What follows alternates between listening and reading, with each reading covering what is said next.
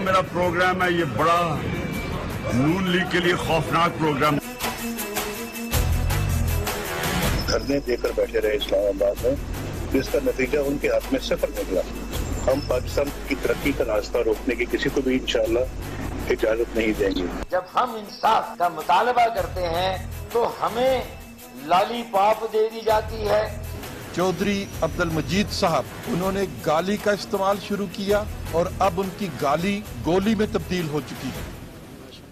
अस्सलाम वालेकुम नाज़रीन, आप प्रोग्राम देख रहे हैं रूबरू इस्लामाबाद स्टूडियो से लाइव और मैं हूं आपका मेजबान शौकत पराचा।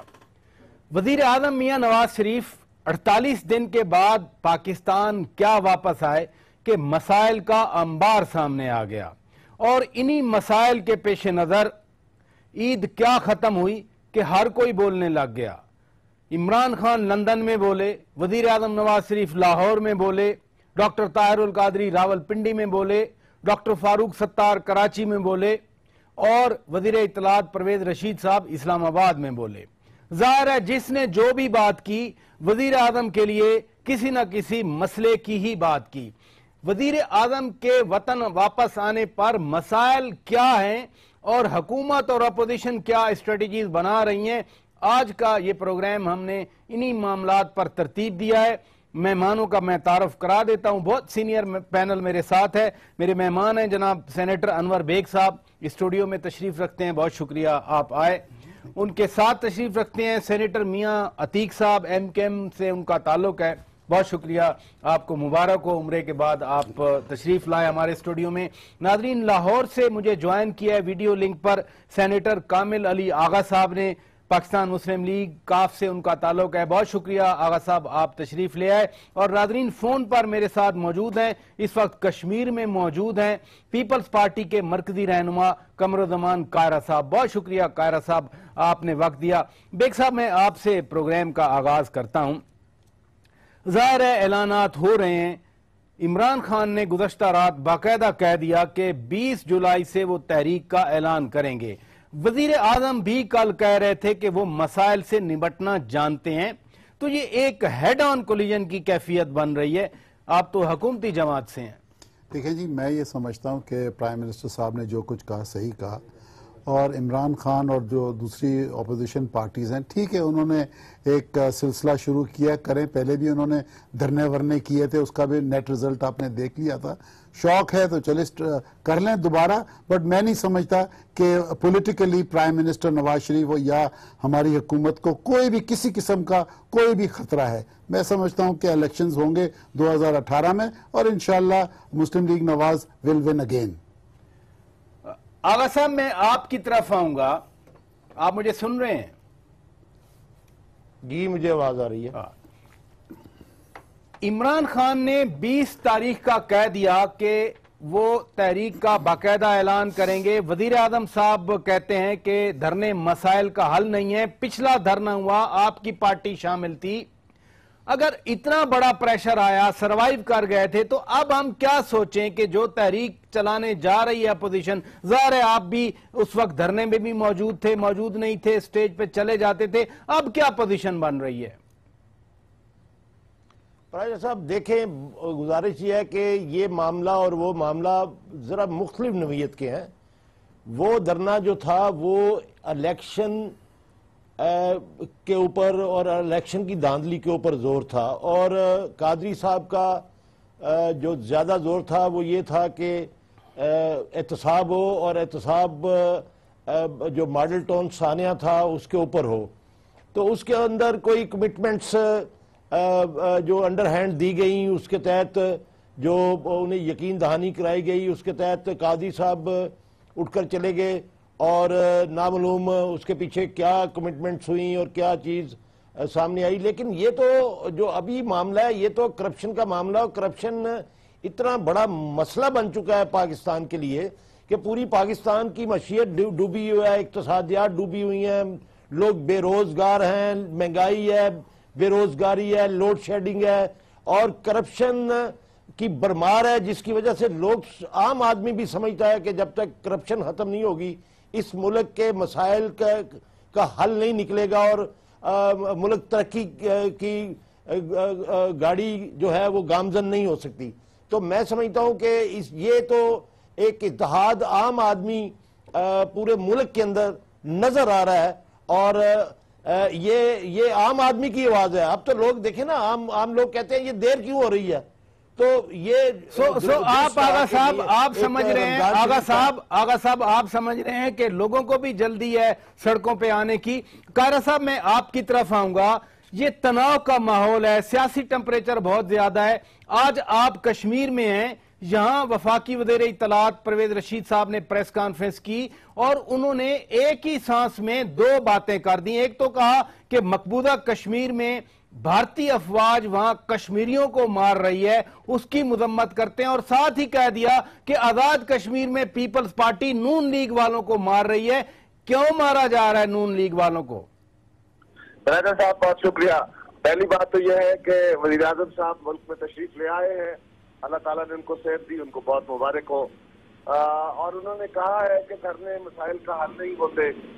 यकीनन किसी को शौक नहीं है कि वो धरनों की पॉलिटिक्स करे, यकीनन हमें ये शौक नहीं है कि हम एहतजाज की पॉलिटिक्स करें, लेकिन अगर वज़ीर आज़म साहब अपने साथियों के रवैये देखें, वो तो जब गए थे तो वो कह के गए थे अपने साथियों को मसले का हल निकालें।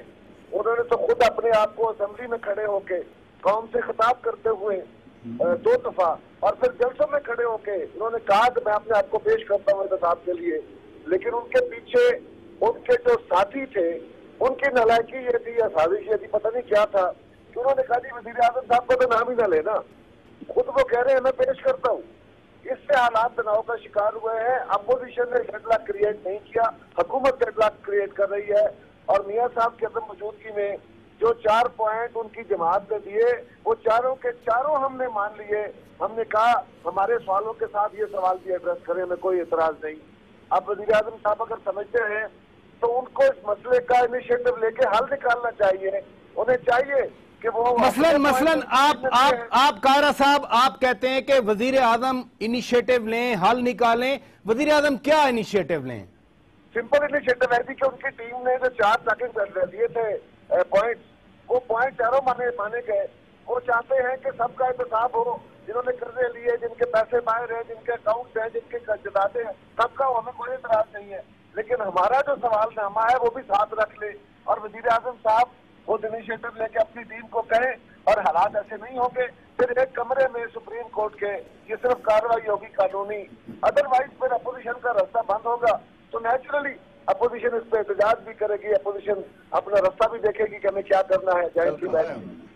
और जहाँ तक ये बात है कि कश्मीर में क्या हो रहा है, जो कश्मीर में वाकया हुआ है वो बहुत अफसोसनाक है, बड़ा तकलीफ है। हमें इस बात की यकीनन अफसोस भी है, तकलीफ भी है। कश्मीर में हमेशा पुरअमन इलेक्शन होते हैं, लेकिन ये वफाकी वज़रा बशमूल परवेज रशीद साहब के जो पिछले 6 महीने से यलगार किए बैठे थे और जिस तरह इलेक्शन छीनने के लिए जहाँ पूरे हथकंडे और वसाइल इस्तेमाल कर रहे थे, उसका शाखसाना कुछ तो निकलना था। अभी राजा साहब मैं आपको हल्फन कह रहा हूँ, इस हल्के में जिसमें हम जा रहे हैं, चौधरी लतीफ अकबर साहब और इनके मुकाबले में जो उम्मीदवार हैं, हम दोनों मुख्तलिफ इलाकों में जलसे करके एक जगह इकट्ठे हुए हैं और एक काफिले में जा रहे हैं और कोई लड़ाई नहीं, आपस में एक दूसरे को हाथ हिलाते जा रहे हैं, कोई इख्तलाफ नहीं है। लेकिन वो जो वाकया वहां पे हुआ बहुत अफसोसनाक है। लेकिन एक बात गौर करें ना, इल्जाम क्या है, कहते हैं जी चीफ इलेक्शन कमिश्नर इनके साथ मिल गया है। और भाई आईजी आपने लगाया बाकायदा। कायरा साहब जरा इसी नुक्ते, कायरा साहब इसी नुक्ते पे रहिए। कायरा साहब इसी, राजा साहब 1 मिनट रुकिए। जी आईजी आपने लगाया, आजाद कश्मीर की हुकूमत ने आपको लिख के कहा है कि इस आईजी को यहाँ से निकाले। चीफ सेक्रेटरी आपका लगा हुआ है, चीफ इलेक्शन कमिश्नर आपने मियां नवाज शरीफ साहब ने बाकायदा आजाद कश्मीर गवर्नमेंट की मर्जी के खिलाफ बतौर चेयरमैन जो कश्मीर काउंसिल है उन्होंने उसकी अपॉइंटमेंट की। कश्मीर की गवर्नमेंट जो है वो चीफ इलेक्शन कमिश्नर की अपॉइंटमेंट के खिलाफ सुप्रीम कोर्ट में गई और वहां से वो उनकी बात नहीं बनी। लेकिन ये तो खुद आपके अपॉइंटेड हैं और अभी भी आपको अगर शक है तो पहले दो पुलिस 2 जवान फौज के आ रहे हैं, आप कहिए इंटीरियर मिनिस्टर को कि वो आपके लिए और ज्यादा फौजियों का इंतजाम कर लें ताकि यहाँ फौज की निगरानी में इलेक्शन करा लें। भाई चीफ इलेक्शन कमिश्नर आपका है, आईजी आपका है, चीफ सेक्रेटरी आपका है, फौज आपकी है, अभी भी आपको डर है। ये इनके अपने किए हुए फल हैं राजा साहब, ये अपने कर्मों का फल है जिनको नजर आ रहा है, और अब रोना शुरू हो गए। कायरा साहब इसी नुक्ते पे रह जाइए, मैं इस डिबेट को आगे बढ़ाऊंगा क्योंकि मैं कश्मीर पे बात करना चाह रहा हूं। सेनेटर साहब, मियां अतीक साहब, मैं आपकी तरफ आऊंगा। मैं तनाव के माहौल की बात कर रहा हूं, हर कोई बोल रहा है। आज डॉक्टर फारूक सत्तार साहब ने बात की, आपने भी सुनी, लेकिन chief justice Sindh high court का बेटा अगवा हुआ है, कुछ डिसीजन आया है, और नदीम नुसरत साहब जो आपकी पार्टी के हैं उन्होंने एक ट्वीट किया, मेरे पास है, आपने भी पढ़ा। वो कहते हैं कि किसी खास मुजरिम को छोड़ने के लिए ये अपीजमेंट की गई है, इंतहा पसंदों को छोड़ने के लिए अपीज की गई है। एक खास जमात, कालादम जमात का भी नाम लिया उन्होंने। ये खाली नदीम नुसरत भाई ने जो बात की है ये उन्हीं की बात नहीं है, और इसके पीछे जो है वो हकायक मौजूद हैं। और वो क्या है कि इंटेलिजेंस के इदारे ऑलरेडी ये बात कर चुके हैं, और ये आया है बिल्कुल कि कालादम जमातें आज भी वहां मौजूद हैं, और इसीलिए जो अमजद साबरी भाई वाला मामला है वो भी उसी तरफ को जा रहा है। इसलिए यह कहना कि नदीम नुसरत भाई ने ये उन्होंने वजाहत की है और एक किस्म की हुकूमत वक्त को निशानदही कराई है कि ये चीजें इस तरह की हैं। साबरी के हवाले से तो चीफ मिनिस्टर साहब ने कहा था कि जिस एरिया में मर्डर हुआ है वहां तो परिंदा भी पर नहीं मार, पंछी भी पर नहीं मार सकता। जनाब चीफ मिनिस्टर साहब जागते कम हैं, सोते ज्यादा हैं, चाहे असेंबली में बैठे हों या बाहर बैठे। ये मैं नहीं कह रहा हूं, ये हर जगह नजर आता है। तो उनको वो तो साईं सरकार हैं, वो कुछ भी कह सकते हैं किसी वक्त में, उनकी बात को क्या अहमियत कमांडर है, चीफ एग्जीक्यूटिव कमांडर जिस तरह के हैं वो खुद भी बता चुके हैं कि मैं कैप्टन जरूर हूं लेकिन मैं बेइख्तियार किस्म का कैप्टन हूं। ये उनके अल्फाज हैं, मैं नहीं बता रहा हूं। लेकिन दूसरी बात यहां इस वक्त में जो आपने तनाव की बात की है, मैं उसमें जरूर थोड़ी सी वजाहत करना चाहूंगा कि हमने पराचा साहब क्या सीखा इतना कुछ खोने के बाद। अगर आज भी हम इल्जाम दर इल्जाम की सियासत पर मबनी सियासत करें, इल्जाम दर इल्जाम पर, उससे क्या निकलेगा? मसलन अगर कोई करप्शन की तहकीकात की बात कर दे तो महज इल्जाम तो नहीं है जनाब। जहां तक करप्शन का ताल्लुक है, ये पहले दिन से हमारा मौक़िफ़ है कि जो आज हुकूमत में है वो भी, और जो पहले हुकूमत कर चुके हैं वो भी, और जो आइंदा ख्वाहिश रखते हैं, सबकी जो एहतसाब है वो होना चाहिए। और चीफ ऑफ आर्मी स्टाफ वाज़े अल्फाज में ये कह चुके हैं कि इम्तियाज और उसी डायरेक्शन में जा रहे हैं। ये अलहदा बात है कि हम नेशनल एक्शन प्लान को भूल चुके हैं। हमने जिस डायरेक्शन में जाना था, रास्ते में बहुत सी रुकावटें डाली जा रही हैं। कल वजीर आजम साहब वापस आए, उन्होंने जो एयरपोर्ट पर बात की उसी में टीओआर का जिक्र आया, और उन्होंने कहा कि इसको प्रायोरिटी दी जाएगी। इसका मतलब यह है कि जैसे अभी कायरा साहब कह रहे थे कि उनकी प्रायोरिटी है, वो खुद अपने उसमें कह चुके हैं। तो उनकी टीम का कह रहे हैं ना कि टीम ने, मैं भी उसी चीज पर आ रहा हूं कि टीम ने जो आधे दर्जन लोग थे हुकूमती अरकान के और आधे दर्जन अपोजिशन पार्टी से, उसमें शायद एक मेरे जैसा रेफरी भी होना चाहिए था जो नहीं रखा गया, और शायद वरना खत्म हो जाता मामला। आपके तो नुमाइंदा है ना, नुमाइंदा है ना, खेलने वाले और होते हैं, रेफरी भी लाजमी होता है। तो क्या मतलब, वही फिर उंगली जो उठती है उसकी बात कर रहे हैं, तो फिर रेफरी का क्या मतलब? कराने भाई 6 अपोजिशन की जमातें बैठी हैं, 6 हुकूमत के लोग नहीं हुआ। क्यों कहा जा रहा है? दो पार्टियां दरमियान में कह रही हैं कि हमें मंजूर नहीं है, हम हट रहे हैं। आखिर वजह होगी ना, उनके तहफ्फुजात हैं, मैं उनका वकील नहीं हूं, लेकिन मैं एक जनरल बात कर रहा हूं। हुकूमत अपनी जगह पर यह कह रही है कि हम हर चीज को तैयार करने के लिए। बेग साहब का जवाब ले लूं, मुझे ब्रेक पे जाना है। उसके बाद बेग साहब, इस सेगमेंट के हवाले से बात सामने आ गई कि वजीर आजम साहब तो चाहते हैं, कायरा साहब भी कह रहे थे, सेनेटर साहब भी कह रहे हैं, लेकिन टीम उनकी नहीं कुछ कर रही, नहीं डिलीवर कर रही। वो तो नालायकी का कह रहे हैं, लेकिन उन्होंने कहा कि वो खुद इसको प्रायोरिटी पे लेकर जाएंगे। देखिए, मैं सबसे पहले कायरा साहब की बात का मैं जवाब देना चाहता हूं। कायरा साहब अकाउंटेबिलिटी की बात कर रहे हैं, वो ये कह रहे हैं कि जी मियां नवाज शरीफ साहब आगे नहीं आ रहे। चलें, मैं उनकी आर्ग्यूमेंट मान लेता हूं। अगर वो नहीं आ रहे आगे तो वो जरदारी साहब को पहले लाए ना, जरदारी साहब अनाउंस करें कि ओके मेरे से अकाउंटेबिलिटी शुरू करें, आप पहले तो वो शुरू करें ना। तो चले 11 साल जेल में रहे, इतना क्या एहतसाब होता रहा, अकाउंटेबिलिटी अनफॉर्चुनेटली इस कंट्री के अंदर नाम की है, कोई ऐसी अकाउंटेबिलिटी आज तक मैंने तो नहीं देखी। दूसरी बात, जहां तक कश्मीर के इलेक्शंस का तल्लक है, माशाल्लाह जिस तरीके से पीपल्स पार्टी ने आजाद कश्मीर को भी रूल किया है इस टेन्योर में, इनका वही हाल होगा वहां पे जो इनका पंजाब में हाल हुआ था। Muslim League Noon will give them clean sweep. I mean, they will be out of the race in Kashmir. जो इन्होंने वहां पे जो हरकतें की हैं, I don't want to go into detail. माशाल्लाह बड़े लंबे लंबे सिक्सर ऐसे मारे जो स्टेडियम से बाहर गेंदें चली गई हैं। That's all. और कायरा साहब को इस बात का अच्छी तरह मुझे ब्रेक लेना है। नाज़रीन, ब्रेक का वक्त हुआ है। ब्रेक के बाद जब वापस आएंगे तो मैं जरूर ये बात करना चाह रहा हूं, जिस कॉन्टेक्स्ट में बात हो रही है, पॉलिटिकल जो तनाव है, सियासी तनाव है इस मुल्क में, पॉलिटिकल टेंशन है, कि जब आइन फाल है, पार्लियामेंट है, इदारे काम कर रहे हैं, कोर्ट्स आजाद हैं, तो जमहूरियत में तो एक वे आउट निकाला जाता है, रास्ता निकाला जाता है। फिर क्यों आखिर सड़कों पर जाने की बात हो रही है? ब्रेक के बाद ये नुक्ता उठाएंगे। Stay with us. Welcome back नाजरीन, प्रोग्राम रूबरू हम लाइव पेश कर रहे हैं इस्लामाबाद स्टूडियो से। आगा साहब, मैं आपकी तरफ आऊंगा। हम बात कर रहे हैं कि पार्लियामेंट मौजूद है, आइन मौजूद है, न सिर्फ आइन मौजूद है, मुकम्मल फंक्शनल है, कोई इस वक्त आइन का हिस्सा डिसफंक्शनल नहीं है, कोई आइन का हिस्सा इज नॉट हेल्ड इन एबेंस। उसके बाद पार्लियामेंट का फोरम है, आपकी पार्टी वहां मौजूद है, एमकेएम मौजूद है, पीपल्स पार्टी है, पीटीआई है, सब कुछ है, फिर भी हम सड़कों पे आने की बात कर रहे हैं।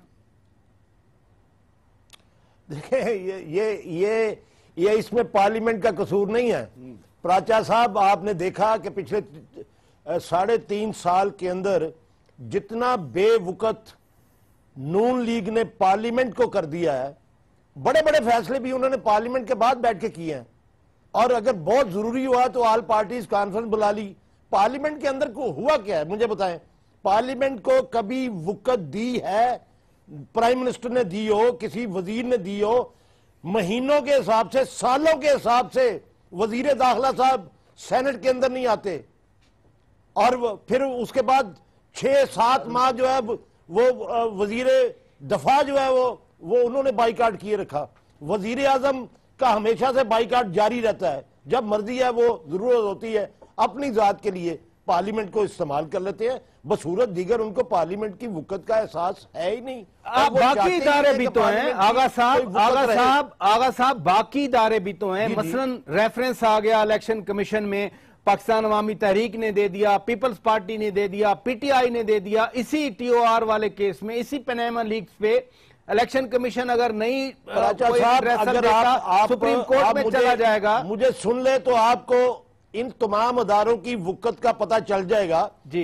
इलेक्शन कमीशन ऑफ पाकिस्तान जो है वो एक ऐसा अदारा है जिसने 5 साल 4 मेंबरान ने बगैर अथॉरिटी के तनख्वाहें और अलाउंसेस हासिल किए, और कोई लीगल उसकी इजाजत, कानूनी इजाजत भी उनके पास थी।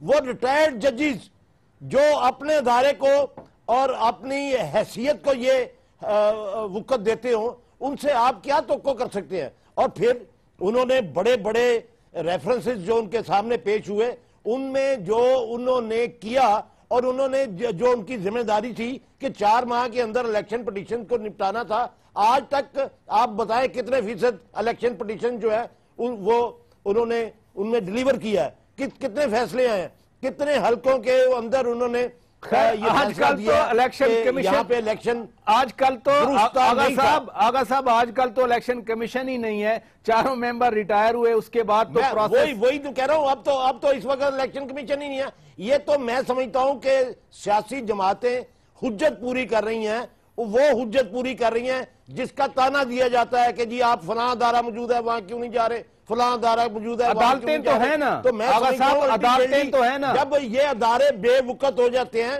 अदालतें तो है ना आगा साहब, एक ही हल रह जाता है, वो एजिटेशन होता है। नहीं, अदालतें हैं, हाई कोर्ट फंक्शनल है, सुप्रीम कोर्ट मौजूद है।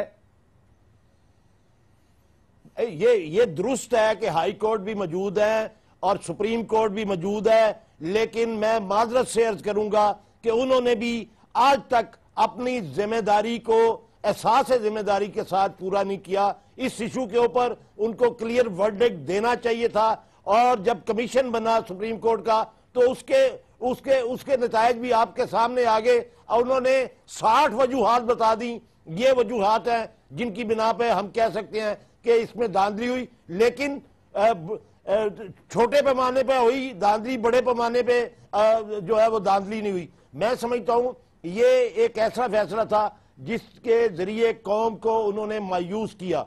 तो मैं समझता हूं जब एतमाद उठ जाता है तो उसके बाद कोई वजह नहीं रहती कि पॉलिटिकल पार्टीज जो हैं वो अपना फैसला जो है वो सड़कों के ऊपर इसी नुक्ते पे इसी नुक्ते पे पाकिस्तान जब ये कहते हैं कि मैं एहतसाब के लिए तैयार हूं और उसके बाद वो TOR नहीं बनने देते, ये लोग गलत कहते हैं कि उनके मेंबरान ने TOR नहीं बनने दिए। अगर वजीर आजम पाकिस्तान चाहते होते तो TOR बन चुके होते। ये अनवर बेग साहब मेरे भाई हैं, बड़ी मोहतरम है, मेरे सामने बैठे हुए हैं और बड़ी खूबसूरत इन्होंने आज शर्ट पहनी हुई है। इनसे पूछें क्या ये बात दुरुस्त नहीं है कि वजीर आजम पाकिस्तान खुद नहीं चाहते कि इस मुल्क के अंदर किसी तौर पर किसी किस्म का एहतसाब हो? अगर एहतसाब होता है तो सारे चोर जो हैं वो जेलों के पीछे होंगे और कौम जो है उनकी मंशा के मुताबिक। आगा साहब मैं जवाब ले लेता हूं, मैं जवाब आगा साहब मैं इन्हीं से जवाब ले लेता हूं। पहले तो शर्ट का जरा हिसाब लेते हैं कि क्यों खूबसूरत शर्ट पहनी है। वो कहते हैं इदारों को तो पूछा नहीं गया, पार्लियामेंट में वजीर दाखिला नहीं आते, वजीर दिफा नहीं आते, खुद वजीर आजम नहीं आते। अगर हम बैठ के बेग साहब आपके साथ, मियां साहब आपके साथ बैठ के हम बात करते हैं कि जी इदारे मजबूत हों, पार्लियामेंट है, अगर पार्लियामेंट को कोई पूछे नहीं तो फिर तो आगा साहब कह तो ठीक रहे हैं। कामिल के साथ मेरा बड़ा प्यार है इसलिए क्योंकि मेरे ग्रैंडसन का नाम भी कामिल है, so I love him because of my grandson. अच्छा, जहां तक बात रही शर्ट की तारीफ कर रहे हैं, जहां तक अकाउंटेबिलिटी का तल्लक है, I think the prime minister ने अपने आप को पेश किया हुआ है।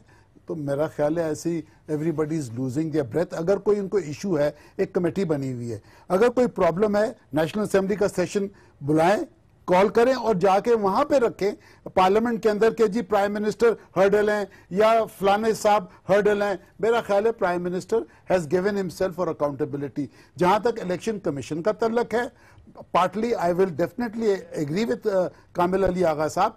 देखें, अगर ये डिससेटिस्फाइड थे उनके टेन्योर में, ठीक है, उन्होंने जो पेमेंट्स लिए हैं वो भी फुल मार्क्स टू मीडिया जिसने ये हाईलाइट किए कि जो ये पेमेंट्स इनको हुई हैं, इसमें पार्लियामेंट का कोई रोल नहीं था। ये तो मीडिया ने हाईलाइट किए, तो पार्लियामेंट ने और सेनेट इलेक्शन कमीशन तशकील क्यों नहीं? एक सेकंड आगा साहब सबसे पहले एक second please, no I would request to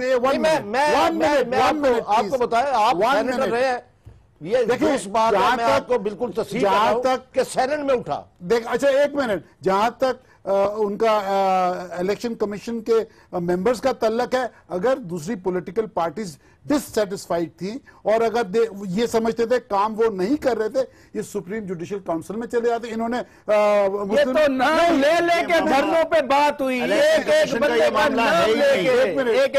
नाम लेके इन्होंने कोई पिटीशन गए सुप्रीम जुडिशियल काउंसिल गए उनके खिलाफ कि जी we are not satisfied with these members of the election commission. अब जब वो घर चले गए, पैसे लेके चले गए, अब शोर शराबा हुआ है, तो अब भी चले जाए ना रिकवरी के लिए, जहां ये लोग क्यों नहीं जा रहे? ये जो अमेंडमेंट लास्ट हुई है और जहां तक एक सेकंड भाई, जहां तक अभी इलेक्शन कमीशन के मेंबर्स का तल्लक है, वो आपके कॉन्स्टिट्यूशन और पार्लियामेंट का है, ऑपोजिशन और रूलिंग पार्टी।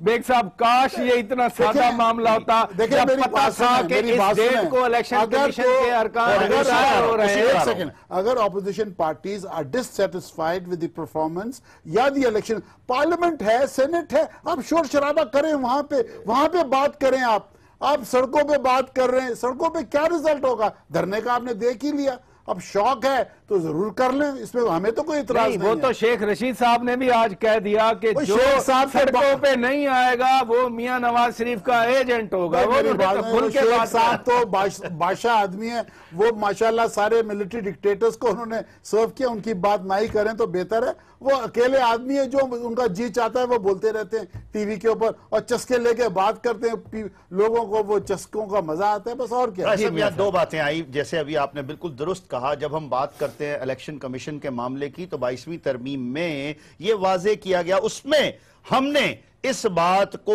इस तरीके से लिया, जब वो सेनेट में आया बिल, हमने उस पर क्या कहा कि क्या वजह थी हुकूमत ने इसको टाइमली क्यों नहीं लेकर आए, पहले नहीं लेकर आए, लेकिन फिर भी बेहतरी के लिए उसको एक्सेप्ट कर लिया। ये तो बन गया ना मियां नवाज शरीफ के लिए एक मसला, वजीर आजम के लिए एक मसला बन गया ना। का उसमें टाइम है, आज 1 महीने से ज्यादा गुजर गया है सर। जी बिल्कुल, मैं वही बता रहा हूं, 27 को खत्म हो रहा है, 1 महीना तकरीबन हो गया है, अगले 15-20 दिन रह गए हैं, उसके अंदर अंदर उसने होना ही होना है। कैसे होना है जब इत्तफाक राय नहीं पैदा होगा, नहीं होगा इत्तफाक राय। मैं अभी लिख के देने के लिए तैयार हूं। What the responsibility of the sitting government is. अगर वो नहीं करते हैं तो टोटली एट डिफॉल्ट जो है here I by his argument के अपोजिशन भी तो कुछ इनिशिएटिव ले सकती है ना, लेकिन नहीं हुआ ना। कैसे ले, कोई नहीं हुआ, कोई नाम आया किसी पार्टी की तरफ से, किसी पार्टी की तरफ से कोई नाम आया, देना है नाम नहीं, पार्टियों ने नाम नहीं देना। में सिर्फ हुकूमत का आइन में सिर्फ हुकूमत की जिम्मेदारी नहीं है। जो लीडर ऑफ द ऑपोजिशन है उनसे मैंने ये पढ़ा है, मैं इसलिए ये कह रहा हूं, लीडर ऑफ द ऑपोजिशन से मशावरत करनी है। कल इसाक डार साहब उनसे बात कर रहे हैं, एग्जैक्टली इसीलिए, और उन्होंने हर जो पॉलिटिकल पार्टी है उसका कोई ताल्लुक नहीं है, हमने नाम नहीं देने हैं, लीडर ऑफ द ऑपोजिशन से मशावरत करके ये करना है। दूसरी, अभी प्राइम मिनिस्टर साहब की यहां पर बात की गई एहतसाब के हवाले से, ये मामला उनकी मर्जी, उनके चाहने या ना चाहने का नहीं है, ये 20 करोड़ अवाम की जरूरत है आज। और प्राइम साहब मैं फिर वाजे करता चलूं, अगर आज इन हालात में एहतसाब ना हुआ तो अगले शायद 50 साल में भी नहीं होगा। और माजरत के साथ जिन्होंने ये बेड़ा उठाया है एहतसाब करवाने का, ये उन पर बहुत गलत असरात जाएंगे। आम लोगों की जो तवज्जो है, जो एक्सपेक्टेशन है, अगर उस पर पूरा ना उतरा गया तो यकीन कीजिए फिर बहुत दिल आजारी होगी। बेग साहब ऐड करना चाह रहे हैं। जी सर। देखिए जी, जहां तक भाई जो फरमा रहे हैं, आई थिंक प्राइम मिनिस्टर साहब ने अपने आप को पेश किया हुआ है, और अगर इनको कोई प्रॉब्लम है पार्लियामेंट में बात करें, और इलेक्शन कमीशन की बात है वो आप पार्लियामेंट में बात करें। जहां तक नए मेंबर्स का तल्लक है, गवर्नमेंट और ऑपोजिशन ने मिलकर नाम देने हैं, लीडर ऑफ द ऑपोजिशन, वही opposition, leader of the opposition. अगर ये समझते हैं कि जी गवर्नमेंट डिले कर रही है तो खुर्शीद शाह साहब कल प्रेस कॉन्फ्रेंस करें और कहें कि जी मैंने ये 4 नाम दिए और गवर्नमेंट इस पे कोई सीरियस नहीं हो रही। वो कुछ भी नहीं कर रहे। मेरा ख्याल है आपको चाहिए, rather than saying on the television, आप जाएं खुर्शीद शाह साहब से मिले सुबह, तभी तो ये बात हुई है। उनको कहें जाके कि भाई वो आपके लीडर हैं। कायरा साहब की ओपिनियन ले लूं, मैं कायरा साहब की ओपिनियन ले लूं। कायरा साहब, बात हो रही है मुल्की मामलात के हवाले से, वजीर आजम के सामने जो मसाइल हैं उनकी वापसी पर, और इलेक्शन कमीशन के अरकान की तैनाती एक बहुत बड़ा मसला है। 45 दिन में होने थे, 1 महीना गुजर गया, अब 15 दिन बच गए। कल सुना है कि इसाक डार साहब राब्ता करेंगे खुर्शीद शाह साहब से। क्या ये डेलिबरेट हो रहा है सारा कुछ? देखिए ब्रदर साहब, पहली बात तो यह है कि ये प्रोसेस जब उनकी मुद्दत मुलाजमत या मुद्दत उनके ओहदा था वो खत्म होने वाली थी, उससे पहले गवर्नमेंट को ये प्रोसेस शुरू करना चाहिए था, ताकि ये ऑफिसेज जो है ये वेकेंट ना रहे। अब प्रैक्टिकली पाकिस्तान का इलेक्शन कमीशन डिसफंक्शनल हो गया है। लोकल पार्टीज पहले ही हुकूमतें नहीं कराना चाहती थी, अब अगर करा के अगला मरहला आया था तो अब लोकल पार्टीज इलेक्शन के भी सिंध में भी रुक गए हैं, पंजाब में तो खैर अभी उसका अगला मरहला शुरू ही नहीं हुआ। इसी तरह जो बाय इलेक्शन थे वो रुक गए हैं, और बहुत सारे इशूज हैं। मेरा ख्याल है दिन तो 15 बहुत होते हैं। जो इब्तदाई डिस्कशन थी, खुर्शीद शाह साहब ने भी अपने अपोजिशन की जमातों से मशवरे करने थे और गवर्नमेंट ने भी मुशावरत कर ली होगी। तो अगर ये बैठ के फैसला करना चाहेंगे, और फिर कमेटियां भी बनी हुई है, उन्होंने भी अपनी राय देनी है। मेरा ख्याल है कि इस वीक में एमिकेबली सेटल हो जाएगा। अगर ये तातुल इस तरह ना बढ़ा कि दोनों तरफ से जिद का मुजाहरा हो गया, अपोजिशन तो इस मामले में यकीनन गवर्नमेंट को कोऑपरेट करेगी, लेकिन वो चाहेंगे ये कि ऐसी शोहरत के लोग जो न्यूट्रल हो, किसी भी तरफ उनका झुकाव ना हो, वही लोग जो हैं वो आगे आए। अब उनके क्योंकि मेयार भी बदले हैं, उसका क्राइटेरिया चेंज किया गया है, ये सिर्फ जजेस नहीं है बल्कि बाकी लोग भी इसमें आ सकते हैं।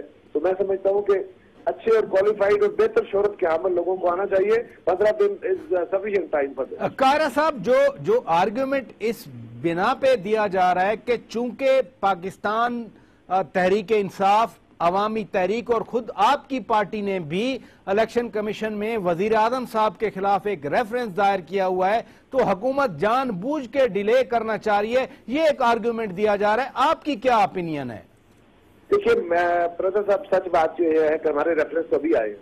मैं तो ये कह रहा हूँ कि गवर्नमेंट को जिस दिन इनकी मुद्दत ओहदा खत्म होनी थी उससे पहले महीना डेढ़ ये प्रोसेस ऑफ कंसल्टेशन शुरू करना चाहिए था, तो दैट टाइम के ऊपर ये मामला तय हो जाता और ये ऑफिस वेकेंट ना होते और इलेक्शन कमीशन डिसफंक्शनल ना होता। मैं अभी भी समझता हूँ सीरियसली कि ये मामला हल हो जाएगा। हाँ, गवर्नमेंट जो है वो फरार तो चाह रही है, वो मुफर चाहती है, ऐसा होगा नहीं। मैं तो बार बार ये आपको कह रहा हूँ ना कि जहां तक तलब पनामा पेपर्स का है, वज़ीर आज़म साहब के डिक्लेरेशन का है, वो एक लीगल इशू है। हम उस मामले को लीगल अंदाज में हल करना लीगल अंदाज के, कायरा साहब, लीगल अंदाज की आप बात कर रहे हैं, बट जिनके साथ अब कंटेनर पे खड़े होने की बातें हो रही हैं, इमरान खान ने तो कह दिया कि 20 जुलाई को वो ऐलान करेंगे तहरीक का। आपसे कोई मुशावरत हुई है आपकी पार्टी से? राजा साहब, गुजारिश ये है कि इमरान खान साहब कह रहे हो, मेरी तो उनसे कोई मशवरा नहीं हुआ, मैं खुद कश्मीर में हूँ, मेरी अपनी जमात से अभी काफी लोगों से बात नहीं हुई, लेकिन एक बात कॉमन सेंस की है ना, लॉजिकल बात है। इमरान खान धरना देंगे क्यों? वो तहकीकात चाहते हैं ना। तो जो हमारा मुतालबा है अगर हुकूमत मान लेती है, तो भाई हम जो हुकूमत, नॉर्मली क्या होता है ब्रदर साहब, अपोजिशन बात नहीं मानती है, अपोजिशन डेडलॉक क्रिएट करती है हुकूमत के लिए। हम तो हुकूमत की सारी बातें मान बैठे हैं, हम तो चारों पॉइंट उनके एग्री कर बैठे हैं, वो डेडलॉक क्रिएट करके बैठ गए। अब ये फरमाइए कि इस डेडलॉक को तोड़ना किसने है? या तो आप हमें कहिए, आप कहिए मीडिया वाले दोस्त कि हम गलत कर रहे हैं, हमारा कौन सा मुतालबा गलत है, हमारा कौन सा TUR का पॉइंट गलत है, आप हमें बता दीजिए। और अगर गवर्नमेंट धर्मी का शिकार हो और फिर अगर गवर्नमेंट आज में कहते हैं कि जी हमारे पॉइंट भी माने गए और आपके पॉइंट भी हम मान लेते हैं, तो ना इमरान खान धरना दे सकेंगे, ना पीपल्स पार्टी धरना दे सकेगी, कोई डेडलॉक नहीं होगा और एक अदालती प्रोसेस शुरू हो जाएगा। सिर्फ सुप्रीम कोर्ट के 3 जज एक कमरे में बैठ के फैसला करेंगे, किसी सड़क पे कोई धरना नहीं होगा। खुदा करे ये अदलियाई फैसला करे, सड़कों की नौबत आए। मैं आपके सवालात का वहाँ सेंस प्रिवेल करे प्राचा साहब, वज़ीर आज़म साहब के यहाँ सेंस प्रिवेल कर जाए। और वो जो बात उन्होंने लाहौर में उतर से कही है, वो अपने दोस्तों को, अपने साथियों को, उनको समझा ले, क्योंकि वज़ीर आज़म साहब के लिए इतनी बड़ी सुबकी है। जो वज़ीर आज़म कौन से खिताब करते हुए कहते हैं, असेंबली से खिताब करते हुए कहते हैं, जलसों से खिताब करते हुए कहते हैं कि मैं अपने आप को अपने खानदान समेत इंतखाब के लिए पेश करता हूं, और उनकी टीम कहती है कि वज़ीर आज़म का नाम न लो। अब या वज़ीर आज़म झूठ बोल रहे हैं या उनकी टीम झूठ बोल रही है। मैं जवाब ले लूं बेग साहब से। कायरा साहब, मैं जब आपके सवालात का मैं जवाब ले लूं।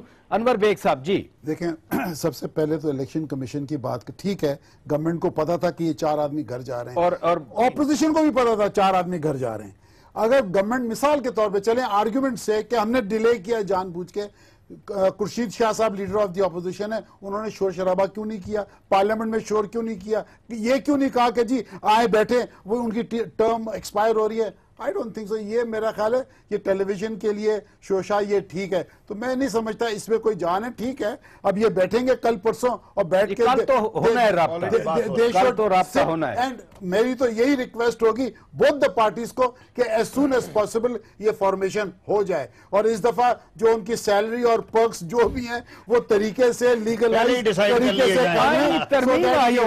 तो मैं ये समझता हूँ कि ये काम हो जाना चाहिए।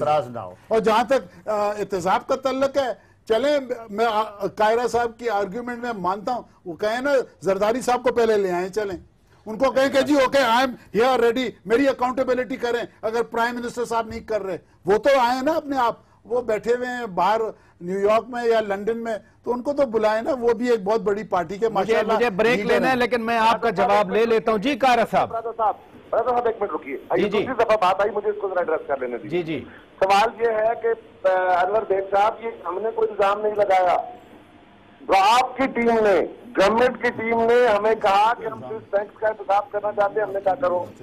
उन्होंने कहा कि हम जिनकी जदादे बाहर है उनका करना चाहते हैं, करो, हमने कहा करो। ये जो पनामा पेपर्स में नाम आए हैं मेरे भाई, ये हमने नहीं दिए, ये हमने इल्जाम नहीं लगाया। पाकिस्तान के वजीर आजम साहब खुद, उनकी औलाद, उनके साथी एक भी पॉइंट को रिजेक्ट नहीं कर सके। दुनिया में किसी बंदे ने जिनके नाम उसमें आए हैं उन्होंने किसी ने रिबट नहीं किया। इसलिए हम कह रहे हैं कि वजीर आजम साहब का खानदान 30 साल से इस मुल्क पर मुसल्लत है और आज भी इस मुल्क के हाकिम है, लिहाजा उनसे आगाज हो। तो उन्होंने वॉलंटियर किया खुद को, उन्होंने वॉलंटियर क्या कहे कि झूठ बोला है, तो मैं कर लेता हूँ फिर बात। कायरा साहब मैं जवाब ले लेता हूँ, मुझे ब्रेक लेना है। 1 मिनट ब्रेक बाद में ले लें आप। कायरा साहब, आई love him, he is a very nice person, personally बड़ा ऑनेस्ट, इंटेग्रिटी का आदमी है। कायरा साहब आप ये बताएं, चले हम तो बुरे सही, वो $60 मिलियन वो जो स्विट्जरलैंड से गायब हुए हैं, जरदारी साहब ने एक झटके के अंदर वहां से ट्रांसफर किए, वो तो मंगवाए ना इस कौम को। आप कोई एग्जाम्पल तो शो करें कि हमारी ऑनेस्टी है, हमारा जरदारी साहब की या पीपल्स पार्टी की, आप वो ले आए चले। बाकी और कोई अगर आप कहें मैं कल आपको लिस्ट दे दूं कोई 100 प्रॉपर्टीज की जो जरदारी साहब ओन कर रहे हैं बाहर, फॉर गॉड से क्या कर रहे हैं आप? जो है वो इसी दोनों मामलों में फंसी हुई है। आप सीरियस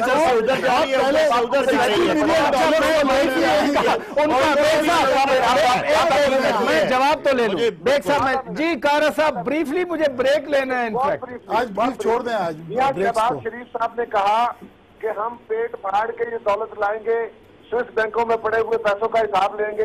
ओ भाई, आप अपोजिशन नहीं हो, आप हुकूमत हो, आपके पास इदारे हैं। अरे जरदारी साहब is too smart, is too smart. वो $60 मिलियन मंगवा, बात तो वो ठीक कर रहे हैं। हुकूमत करे ना कुछ, भाई पता नहीं चल रहा ना किधर है वो माल। करेगी तो कल खुद भी तो उसका माल का पता नहीं चल रहा। बात तो ये है, वही फार्मूला कल को अपने पर भी अप्लाई होगा। छूटेगी। कारा साहब पॉइंट आ गया, मैंने प्रोग्राम आगे बढ़ाना है। मैं बात करना चाह रहा हूं, बड़ा इंपॉर्टेंट इशू है कश्मीर का, फॉरेन पॉलिसी का। हमारे इर्द गिर्द भी बहुत कुछ हो रहा है। वजीर आजम साहब वापस आए हैं तो उनको क्या मसाइल है इस हवाले से? बेग साहब, वहां मकबूजा कश्मीर में 20 इंसानों को मार दिया गया, उनके ह्यूमन राइट्स की वायलेशन हो रही है, 200 से ज्यादा जख्मी हो गए। कितना बड़ा मसला है ये वजीर आजम साहब के लिए?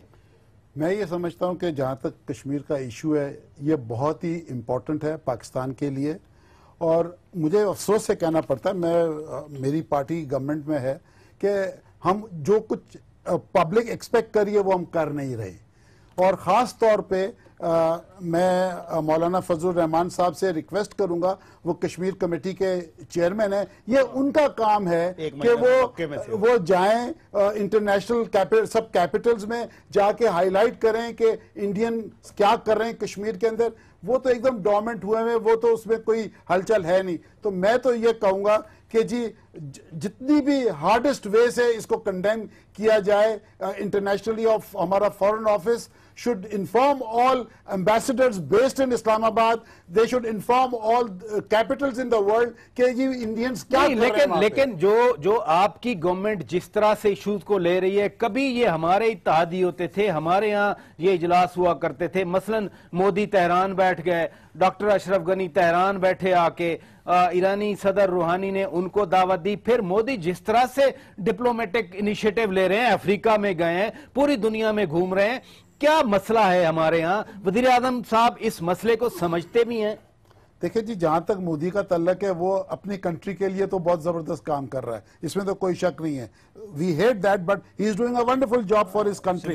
वो जा रहा है अफ्रीका के अंदर 80% जो इंडियन पॉपुलेशन है वो 200-300 साल से वहां सेटल्ड है। वो जाके, और वो उसकी अपनी कॉन्स्टिट्यूएंसी है, वो सब गुजरात के लोग हैं। यू सी, वो अपनी कॉन्स्टिट्यूएंसी भी स्ट्रांग कर रहे हैं, प्लस वो जो इंडिया को प्रमोट भी कर रहा है। यस, जहां तक हमारा तल्लक है, I think we have to be a bit more active as far as foreign policy. Very very active. मैं आगा साहब की तरफ आऊंगा।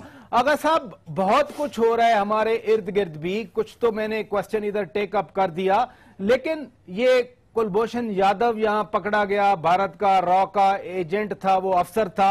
फिर पाकिस्तान के अंदर भी रॉ फंडिंग की बात होती रहती है। वजीर आजम 1.5 महीने के बाद आए, कितना बड़ा मसला है ये वजीर आजम साहब के लिए? देखें प्राय साहब, जब कुलभूषण पकड़ा गया था उस वक्त प्राइम मिनिस्टर पाकिस्तान में थे, और पाकिस्तान बदकिस्मती यह है कि पाकिस्तान के वजीर आजम ने एक बात नहीं की, कोई एहतजाज नहीं किया, मोदी साहब को कोई खत नहीं लिखा, कोई एहतजाज नहीं किया, और दुनिया के सामने उसकी सारी स्टेटमेंट को जो वर्बैटम भी थी और जो वीडियो के ऊपर भी थी वो दुनिया को दिखानी चाहिए थी। और नए हालात हैं हम दुनिया के अंदर। मैं समझता हूं बदकिस्मत ये पाकिस्तान की कि अनवर बेग साहब मेरे बहुत ही काबिल एहतराम दोस्त हैं, लेकिन मुझे अफसोस हुआ जब वो कह रहे हैं कि मौलाना फजलुर रहमान को चाहिए था। अफसोसनाक पहलू ये है कि मौलाना से ये एक्सपेक्ट करना कि वो कश्मीर इशू के ऊपर कोई बात करेंगे, उस जमात से जो पाकिस्तान बनाने की भी मुखालफत करती रही, पाकिस्तान जब बना तो उससे आज कश्मीर इशू के ऊपर अगर हम ये तोक़ो करें कि वो कश्मीर के ऊपर कोई बात करेंगे। आप आगा साहब पार्लियामेंट की खसूसी कश्मीर कमेटी के चेयरमैन हैं, इस वक्त हुकूमत को चाहिए था, कश्मीर कमेटी के चेयरमैन, प्लीज मेरी बात सुन लें प्लीज। अब वो ठीक है चेयरमैन है यार, वो फॉर्मेलिटीज है, आपको शायद इस बात का अंदाजा नहीं है, मुझे तो अंदाजा ना कि ये रिश्वत के तौर पे दी जाती है। ये कमेटी जो है पहले भी रिश्वत के तौर पे दी हुई थी, आज भी दी हुई है, और जितनी एक वजीर की कोई हैसियत नहीं, जितने पर्क्स है उस कमेटी के। मैं समझता हूं कि ये शर्मनाक पहलू है कि हमारे अंदर एहसास जिम्मेदारी ये है कि उस बंदे के पास कश्मीर कमेटी है जिसका कश्मीर के साथ, कश्मीर इशू के साथ कोई तल्लक वास्ता नहीं है। मैं समझता हूं कि ये रवैये को तब्दील किया जाना चाहिए था। हुकूमत को चाहिए था कि नया सिनेरियो जो है उसके अंदर जरूरत थी कश्मीर इशू को रीबिल्ड करती दुनिया के सामने, दुनिया के इशू बताया जाता और बताया जाता कि ये इस खित्ते के जो हालात है इसकी बुनियादी वजह खराबी की मसला कश्मीर है, मसला कश्मीर। इसी नुक्ते पर आगा साहब, पाकिस्तान और भारत के दरमियान कतई तौर पर तल्लकात इस्तवार नहीं हो सकते, कोई बिजनेस नहीं हो सकता। ये वजीर आजम पाकिस्तान जिस तरफ इस कौम को लगाना चाहते हैं, कौम ने इसको तस्लीम नहीं करना।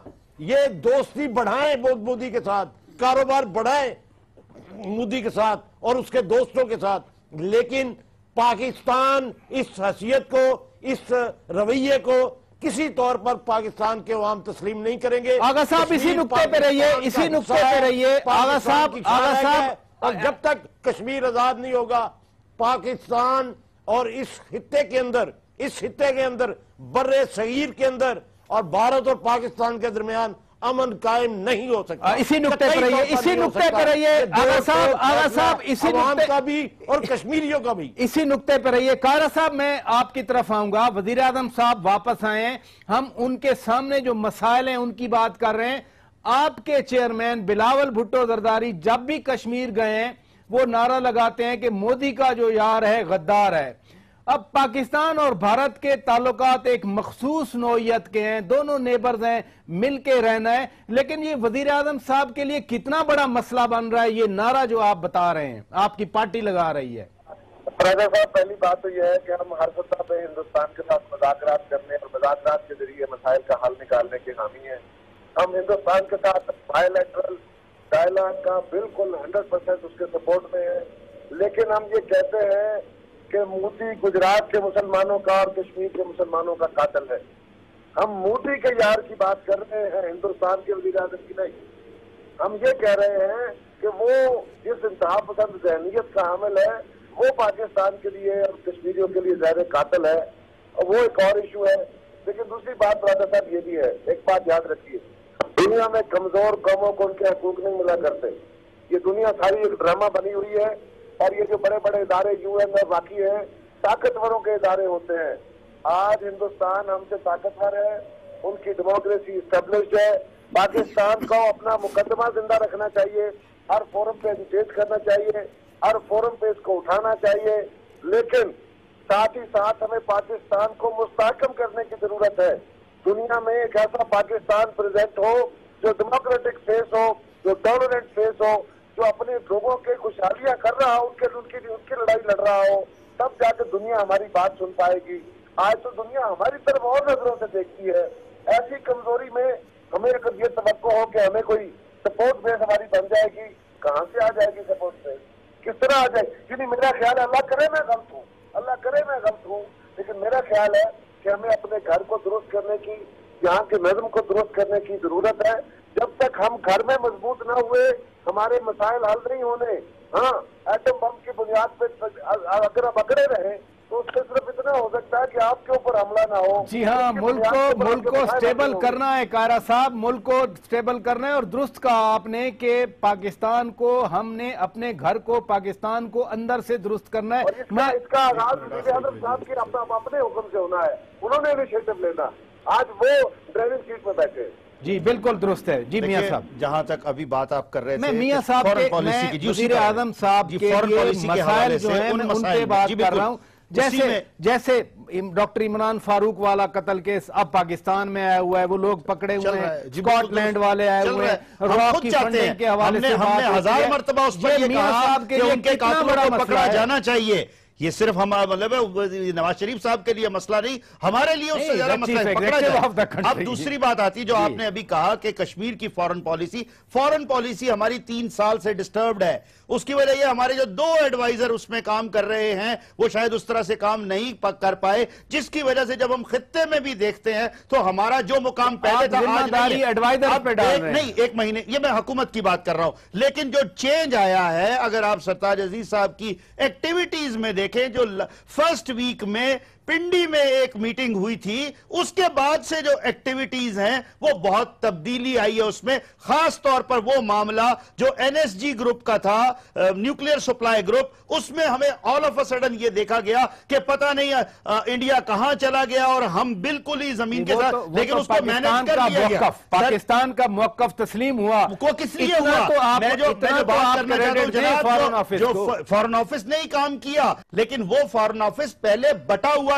वज़ीर आज़म ने 17 खतूत लिखे, 17 वज़ीर आज़म को, मियां नवाज शरीफ ने 17 खतूत लिखे। उसके बाद से आपके सामने है सरताज अजीज साहब की एक्टिविटीज देखिए। अभी कल भी उन्होंने जो बयान दिया है कि ना सिर्फ इस खित्ते में बल्कि पूरे दुनिया में कितने इस 1 महीने में जो है हालात खराब हुए हैं। आखिरी बात करूंगा, उन्होंने एक और बात पर वजाहत की है कि आज दुनिया में कुछ भी होता है, कोई काम खराब होता है तो सबसे पहला नाम पाकिस्तान का आता है, पाकिस्तानियों का आता है। इसलिए हुकूमत की जिम्मेदारी है। खत्म हो रहा है। जी अनवर बेग साहब, लास्ट सेंटेंस। मैं एक रिक्वेस्ट करना चाहता हूं हमारी जुडिशरी को कि मैं ये समझता हूं कि जुडिशरी को फैसले जल्दी करने पड़ेंगे। इस तरीके से जो डिलेड जस्टिस है ना, जुडिशरी भी यही चाहती है। मैं ये चाहता हूं कि खास तौर पे जो सिंध के अंदर ये जो किलिंग्स हुई हैं अभी अमजद साबरी की और chief justice Sindh high court के बेटों की किडनैपिंग, मैं ये समझता हूं कि ये चीजें जो है ना फास्ट ट्रैक पे आनी चाहिए। बहुत शुक्रिया सेनेटर अनवर बेग साहब, बहुत शुक्रिया सेनेटर मियां अतीक साहब, कामिल अली आगा साहब, बहुत शुक्रिया सेनेटर फ्रॉम पाकिस्तान मुस्लिम लीग काफ, और कमरुज़्ज़मान कायरा साहब, बहुत शुक्रिया। आप ट्रैवल भी कर रहे थे लेकिन आपने हमारे लिए वक्त निकाला। और आप ही की बात को मैं कंक्लूड करूंगा कि हम सबको, चाहे पार्लियामेंटेरियंस हैं, जुडिशरी है, फॉरेन ऑफिस वाले हैं, ब्यूरोक्रेसी है या पॉलिटिकल लीडरशिप है, सब ने मिलकर पाकिस्तान को हमने साफ करना है, अपना घर दुरुस्त करना है, अपने घर को बेहतर ऑर्डर में लाना है। अपने मेजबान शौकत पराचा को इजाजत दीजिए। खुदा हाफिज।